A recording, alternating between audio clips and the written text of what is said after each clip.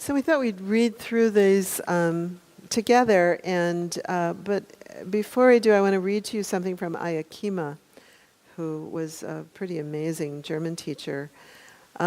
She said, first one hears what I was saying earlier. Then we might remember and question, how am I going to do this? How am I going to do this? And if this step doesn't happen, she says, no matter how many books or understandings we have, there's no help or progress on the spiritual path, unless we really inquire, how am I going to do this? Okay, so that's really what we're doing tonight, really inquiring a bit, how am I going to do this? So maybe I thought, maybe our teams, we have different teams here. Susan, you were part of the loving kindness team. Would you read that part, the first part? Jeff has, yeah. Sure. Hatred never ceases by hatred, but by love alone is hatred healed. This is an ancient and eternal law. In gladness and in safety, may all beings be at ease. Whatever living beings there may be, whether they are weak or strong, omitting none, the great or the mighty, medium, short, or small, the seen and the unseen, those living near and far away, those born and to be born, may all beings be at ease. And so the question, how am I going to do this? Compassion, maybe Jeff and Teresa?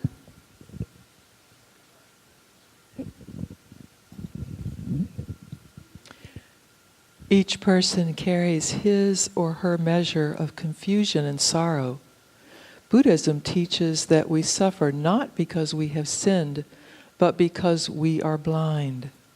Compassion is the natural response to this blindness. It arises whenever we see our human situation clearly. Buddhist texts describe compassion as the quivering of the heart in the face of pain, as the capacity to see everyone's struggles with kindly eyes.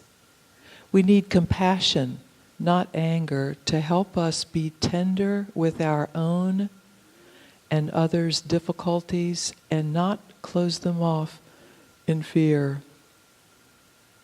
This is how healing takes place. This is from the Dalai Lama. Compassion without attachment is possible. Therefore, we need to clarify the distinctions between compassion and attachment. True compassion is not just an emotional response, but a firm commitment founded on reason. Therefore, a truly compassionate attitude toward others does not change, even if they behave negatively. Genuine compassion is based not on our own projections and expectations, but rather on the needs of the other. Thank you. And Helen, would you read the sympathetic joy?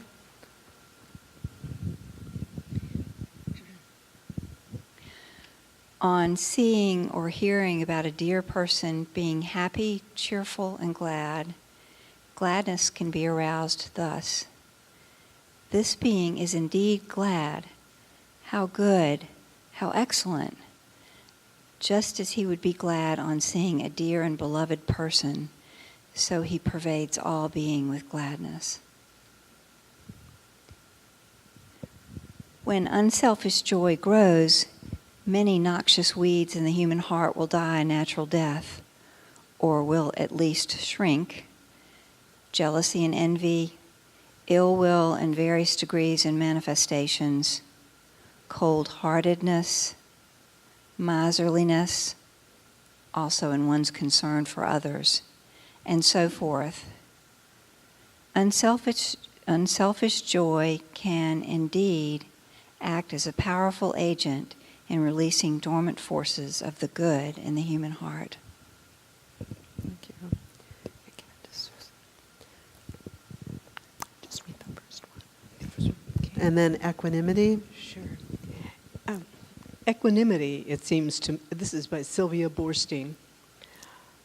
Equanimity, it seems to me, is the ground out of which the other three flavors of benevolent mind arise. Everything depends on it. Equanimity is the capacity of the mind to hold a clear view of whatever is happening, both externally and internally, as well as the ability of the mind to accommodate passion without losing its balance.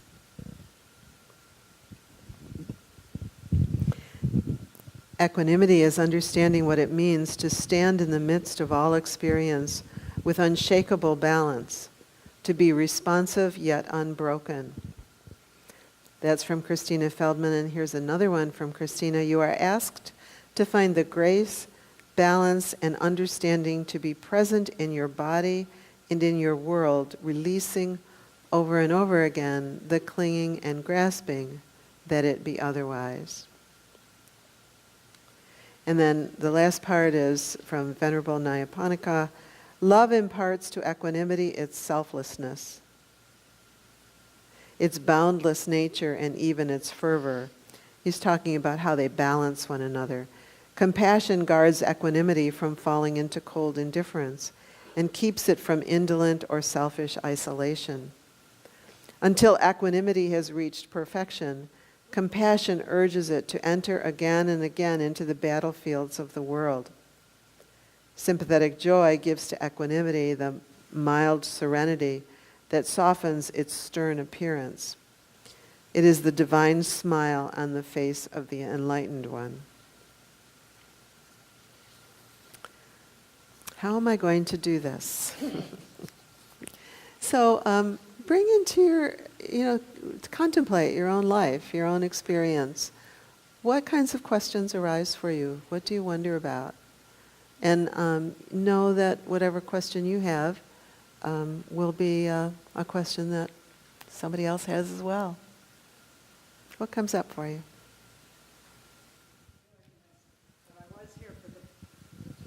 I was here for the practice of, compassion. And it just felt so much like the practice of loving kindness. And I would be curious to know the distinction. Cynthia, as the quote indicated, we talk about compassion as the quivering of the heart in response to suffering. And so for me, compassion relates more to how we respond to suffering, whereas loving kindness sort of sends out that experience of loving kindness to anyone and everyone, sort of irrespective of whether they're suffering at the moment or not. I don't know if others wanted to add, but to me the distinction really centers on the suffering piece. So the quote, the third one under equanimity, talks about releasing over and over again the clinging and grasping that it be otherwise.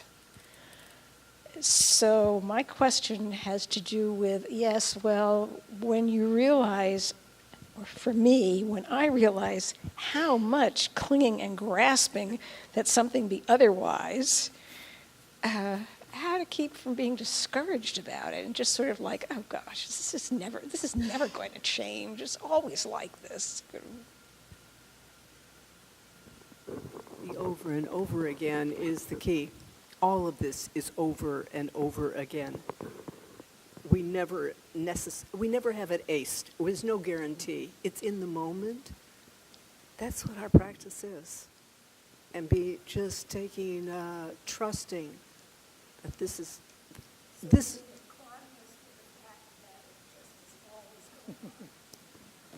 I think that progress can be made. We make progress. We know that. I mean, if after we practice for several years, we're no longer the same. We don't do it the same as we used to.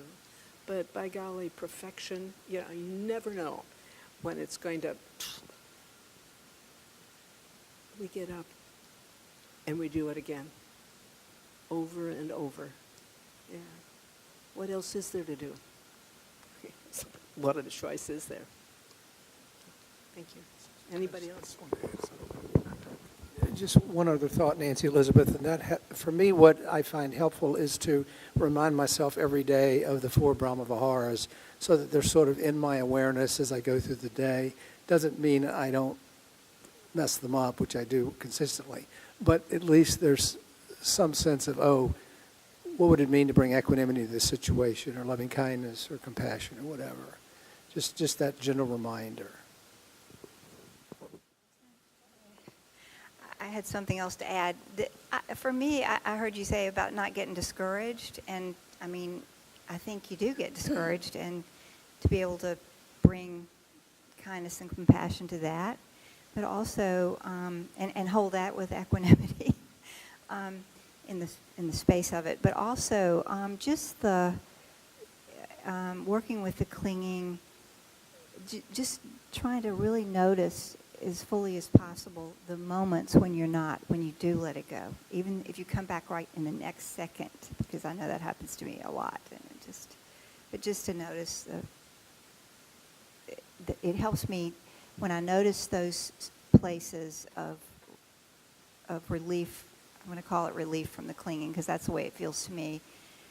It sort of builds on itself to remember that. I hope I'm not belaboring a point, but I want to go back to the question about the difference between loving kindness and compassion, because they both sounded like it's just important to be really nice. And I think it is, but there seems to be some point to the distinction, and I guess I get Jeff's point, but I feel like there must... I want to be compassionate to people even if they're not suffering, and I want to exhibit loving kindness when there is suffering. So I'm hoping y'all can talk some more about that, because that's one of the things that I've been questioning all season as we've been doing this. Thanks. I'll start with a non-response to that one. I wouldn't worry about it too much. Really, the inquiry would be more useful to be, okay, there's this person that I struggle with, whoever that is. The invitation of these practices isn't actually about being nice so much as noticing, more along the lines of where Helen was speaking, noticing where we close our hearts. Notice where we hang on to something that is making me separate from that person and me better than or worse than that person. Where we're really noticing some place where we're dividing the world. And then the inquiry is, okay, what's needed for my heart to soften a bit? For my heart to maybe feel or even not feel and offer some quality of kindness because it's good for my own heart. Not because we're kind of trying to dump some kind of, kindness onto somebody else. But because to hold our hearts against someone or against someone's suffering really causes our own suffering. So if you think of someone in particular, if anyone has anyone that's difficult in your life, and you really kind of bring it into someone in particular, okay, can I have a sense of kindness toward that person? Fair enough. If I ran into that person, or I actually did have a difficult encounter today, can I be kind? And then compassion is really more, I think it was in one of the quotes, can I really have a sense that if that person is not behaving well, or that there's suffering there. Think about the most difficult person that you will read about in the Washington Post tomorrow morning. Really, seriously. And compassion invites us to contemplate the suffering. It's hard. I mean, sometimes it's hard to even touch the Washington Post because there's so much suffering. From people who don't even know they're suffering. I mean, there are people in the news who know they're suffering, but there are people who don't know they're suffering, but they are.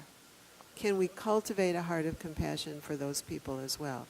So the difference between, kindness is really more what we're offering, I think, and compassion may be more along what, how open and soft our own hearts are toward everyone.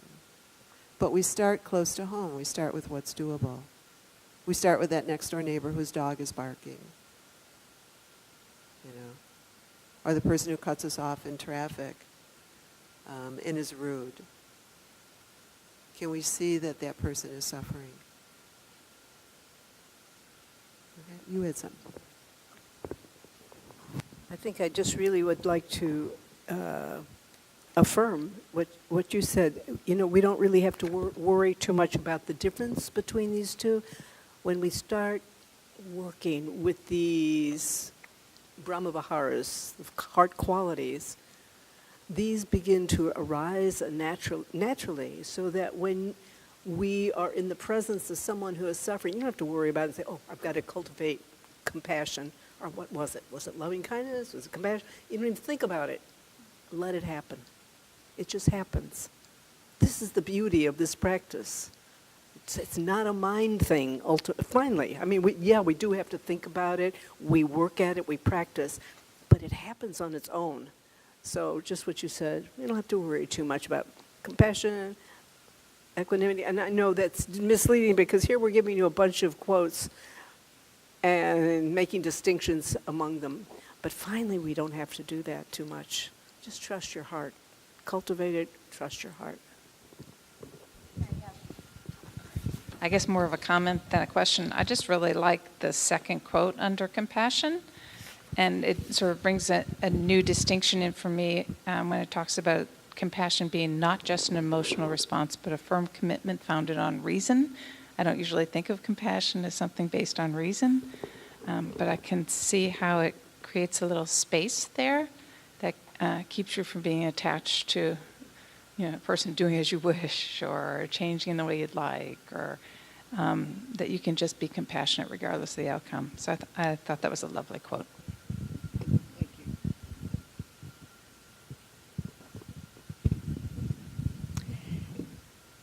For me, it's not, the challenge is not so much my feeling and connection towards others, compassion towards others. And so I still know that these are applicable, but I keep looping them around to my main glitches and issues that I deal with are my developing anxieties because I'm not meeting this expectation for like standards of perfection for myself. Am I doing well enough on the job? Do I know enough? Have I reached the standard that I would like to represent? And then sometimes even, although I resist guilt, but guilt because,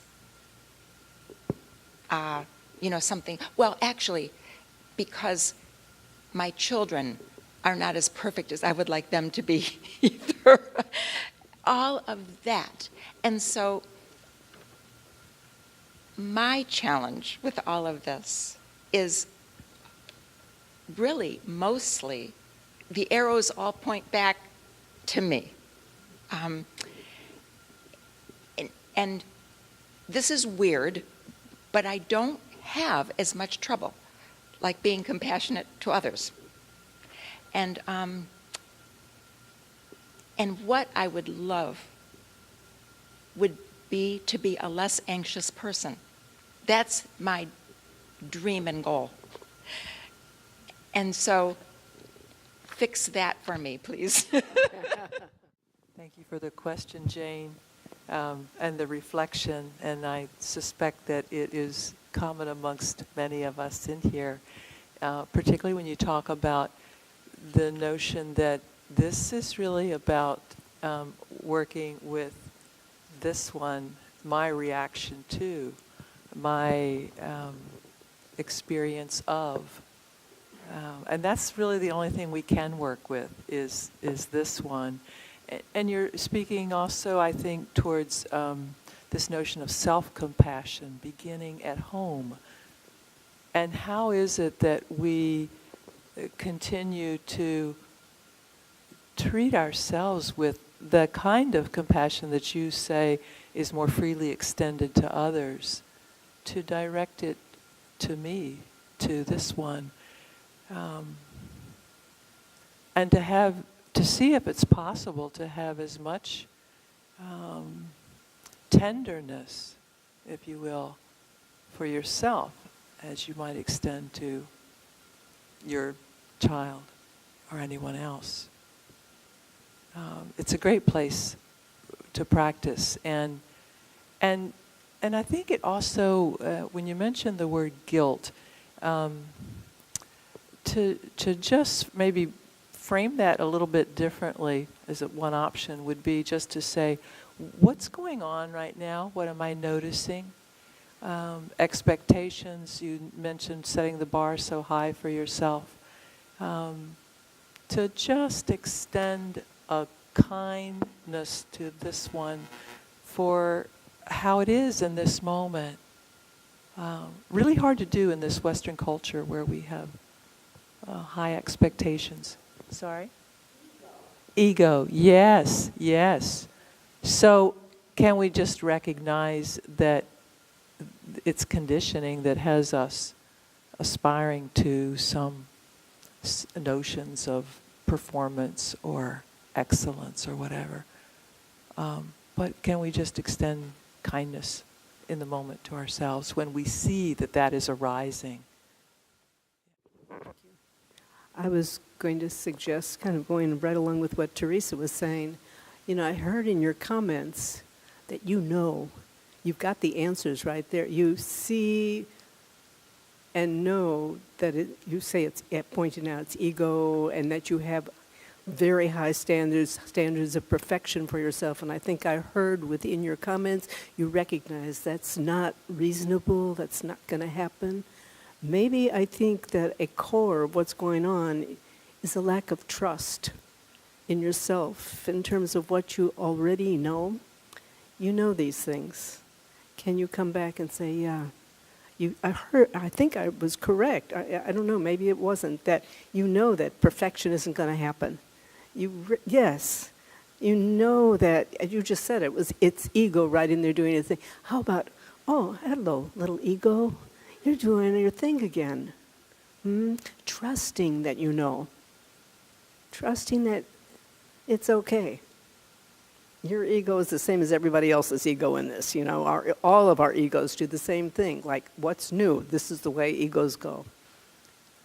Trust that you know better than that. It's your wisdom voice. You can trust that. Jeff, I was really intrigued when you said that each day you remind yourself of the Brahma Viharas. I was wondering if you could go into a little more detail on that, because it sounds like a good thing to add to a toolkit. Not a whole lot more to say about it, other than I make it part of I begin my practice with some gratitude practice, and then a little bit of each of the Brahma Viharas, just to remind her. I'll do a little loving kindness, a little compassion, and just run through them, and then settle into my sitting practice. So it's just a way of having that there at the beginning, along with the gratitude. I just find it's a way to sort of begin to settle the mind and the body, and pave the way for hopefully getting quiet and going from there. So nothing more complicated than that.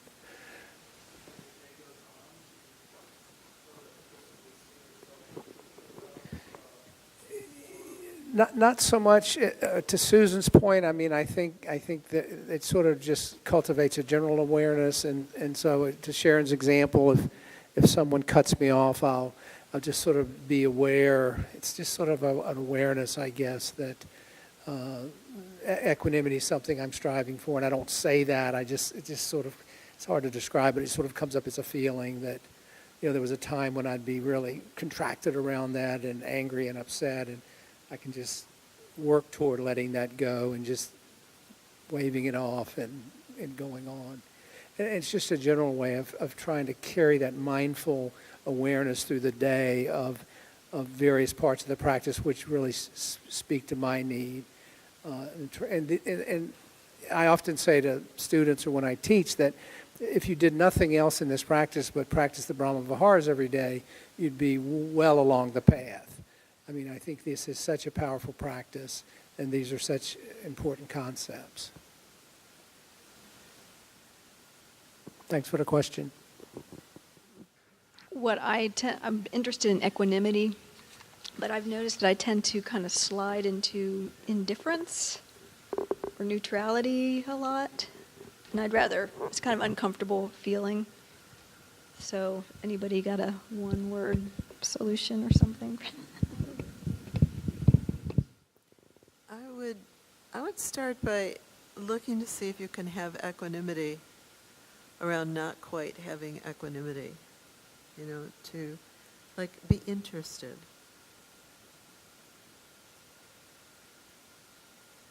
So that we're not as we're practicing these, it's not like we're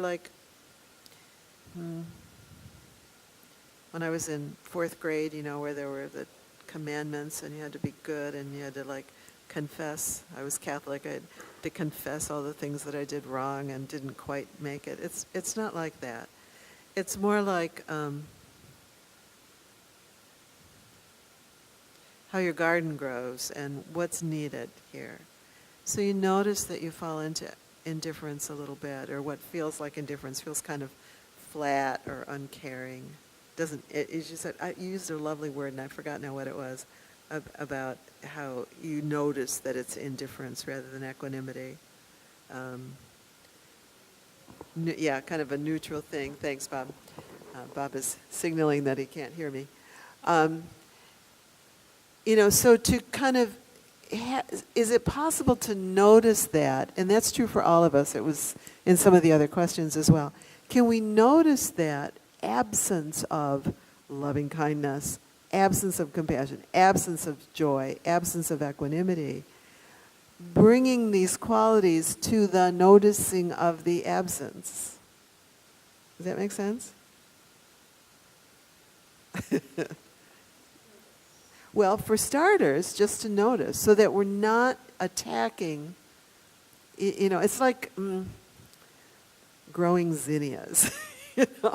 We plant the seeds, and then we do what needs to be done, but we don't measure and count and go out and yell at the plant every day because it's kind of growing in the wrong direction, or it's, not growing the way we thought it should, or something like that. We're interested in the quality of our own heart and in what's happening. So I would propose that you inquire, what's happening here that equanimity is really hard? You might find that you have an idea, like Jane was talking about, that she has an idea about how perfect, I'm supposed to be. Or, if I, say, okay, I want to have equanimity about, oh goodness, all sorts of things. We'll take something huge like climate change, that doesn't even seem doable. How might one cultivate some kind of balance with respect to this? Maybe by getting a good night's sleep. Maybe by becoming interested in what's going on, what's kind of blocking me. Maybe I have an idea about how things are supposed to be. I belong to this political party, and this is how things have to be because this is what I think. Or I have ideas about, somebody was mentioning, I have ideas about how my children are supposed to be. And so it's really hard to have equanimity because I am so committed to that. And so we might kind of inquire into what's kind of holding my mind and heart in a particular way, that kind of relaxing and saying, well, it is what it is. Now what? So there is a now what, but we have to start with it is what it is. Does that help any? Yeah.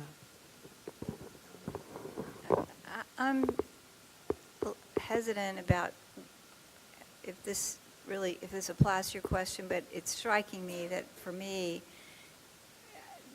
my gateway is the body for something like that, of checking and seeing where the holding might be. And I have some key areas that usually show up first. There's, my left shoulder, and just hanging out and maybe breathing in that direction. And sometimes something will open, and it's not necessarily verbal, but, the reason it seems related is just the idea of indifference. When I'm feeling indifference about something that I'm like, why do I feel indifferent about that? Then it helps me to go to the body.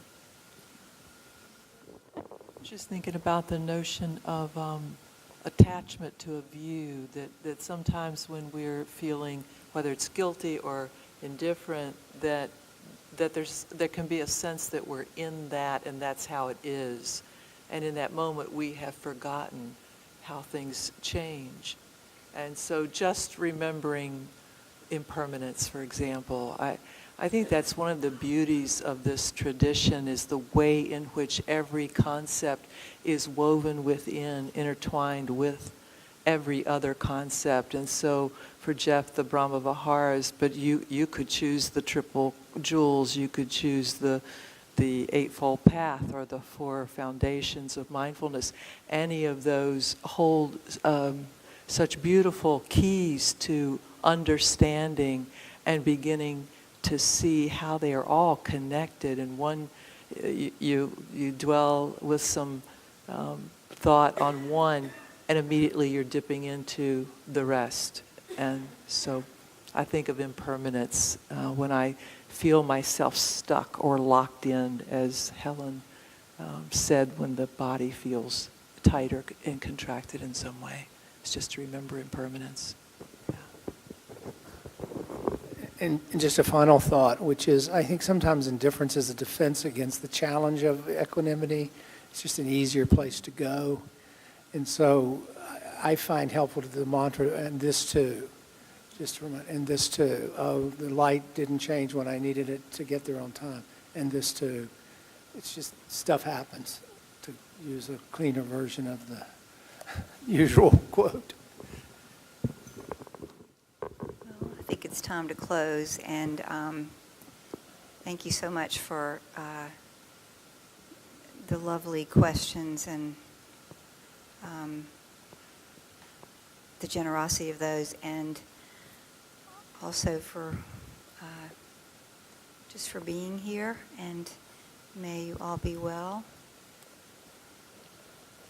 Namaste.